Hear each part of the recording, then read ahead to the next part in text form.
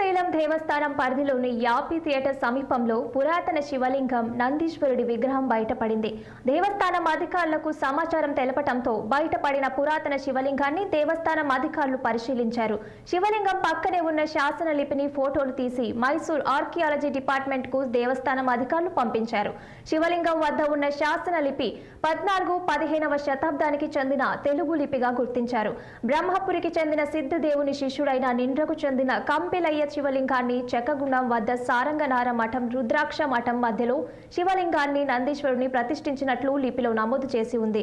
శివలింగం నందీశ్వరుడు బయటపడటంతో అటువైపు వేసి సీసీ రోడ్డు సపోర్టు వాల్ పక్కన మట్టించి యథావిధిగా పనులు కొనసాగిస్తున్నారు. ఇదే ప్రాంతంలో గతంలో చతుర్ముఖ లింగం కూడా బయటపడింది. అలానే గతంలో క్షేత్రంలోని పంచముఖాల పునర్నిర్మాణ సమయంలో కూడా పలు గ్రామ శాసనాలు బంగారు వెండి నామాలు కూడా బయటపడ్డాయి. ఇప్పుడు అదే రీతిలో పురాతన శివలింగం బయటపడటం గొప్ప విశేషంగా భక్తులు దేవస్థానం అధికారులకు భావిస్తున్నారు.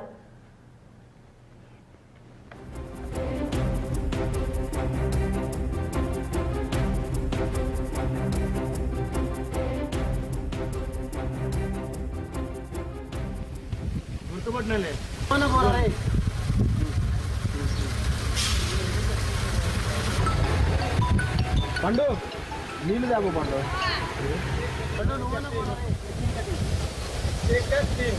మాట్లాడు